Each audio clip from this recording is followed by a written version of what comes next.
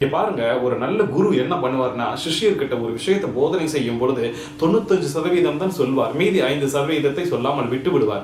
அந்த 5% அந்த சிஷ்யன் அவன் அந்த 95% அந்த குருமார் சொன்னதை அவன் செய்து கொண்டிருக்கும் பொழுதே எங்கோ ஒரு இடத்தில் ஒரு கேள்வி பிறக்கும். அந்த கேள்விக்கான பதிலை அவன் செய்யும் பொழுது மீதி இருக்கிற 5% அவன் தானாகவே செய்து முடித்து விடுவான் என்பது போல நிறைய விஷயங்கள் சொன்னாலும் அதில் ஒரு சில விஷயங்களை சொல்லாமல் விட்டு விடும் பொழுது அதை பயிற்சி செய்யும் நபர், ஆன்மீக அந்த சாதகன் அந்த விஷயத்தை செய்யும் பொழுது அவர் தானாகவே என்னமோ ஒன்று நடக்குதே, இது என்னது என்று அவர் யோசித்து அதற்கான அலசலுக்குள் செல்லும் பொழுது அவர் தானாகவே அந்த ஆன்மீகத்தில் ஒரு பெரிய தெளிவு கிடைப்பார், கற்றுக்கொள்வார். எனவே அந்த மாதிரி நிறைய விஷயங்களை நான் விட்டு விட்டேன். ஆனால் இந்த பிராணன் என்கிற வார்த்தைக்கான பொருளை நான் சொல்லாமல் விட்டது மிகப்பெரிய தவறு.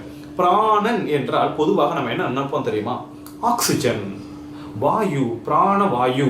தவறு. அது என்ன? வாயு. பிராணன் என்றால் வாயு என்றால் அது என்ன? பிராண வாயு.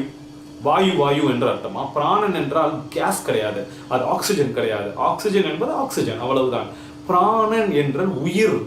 என் பிராணனை வாங்காத என்றால் என் வாயுவை வாங்காத என்ற அர்த்தம் அல்ல, என் உசுரை வாங்காத என்ற அர்த்தம். பிராணன்.